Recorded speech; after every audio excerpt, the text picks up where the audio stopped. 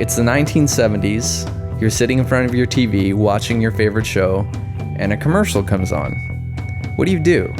You can't exactly start watching YouTube on your iPad or check Instagram on your smartphone.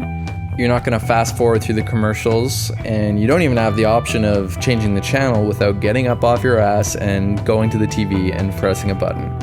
And this is what advertisers were counting on. And at the time, it didn't even really bother you because that was your source of information for products. That was the only way you could hear about a new product and see it in action, was by watching commercials. You couldn't exactly Google reviews or tweet about it and ask your friends what they think. That was called the broadcast era. We have finally started moving into a new era of advertising and media consumption. So the interesting thing is that the way things were in the broadcast era was actually an anomaly in all of human history. It was a very short period. It's just that most of us were born during that era, so we think it's normal.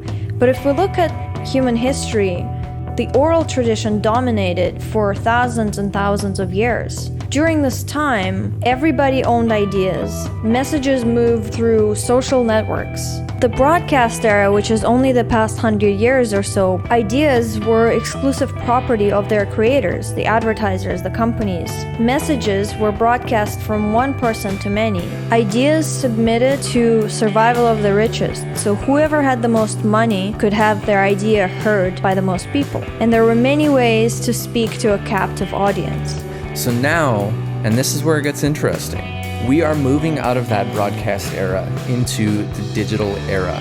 What is special about the digital era is it's taking us way back to the oral tradition. Everybody owns ideas. Messages move through virtual social networks. Stories, again, dominate. During the broadcast era, stories devolved into persuasive tactics of sleazy marketers. So the goal of storytellers at the time wasn't to tell stories that benefit the culture, or that educated, or that entertained. The goal was to sell you more stuff.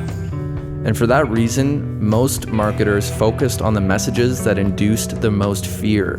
Fear is a huge driving factor of decision making. And by pointing out things to be afraid of, marketers were able to sell you more. But things have changed. People don't trust marketers, big media, or even governments for that matter anymore. We've had our trust broken too many times, and we can choose what media we want to consume. We've heard this tale before, and we don't believe you, is the collective feeling of consumers worldwide. And that's exactly why we're moving into the digital age of empowerment storytelling.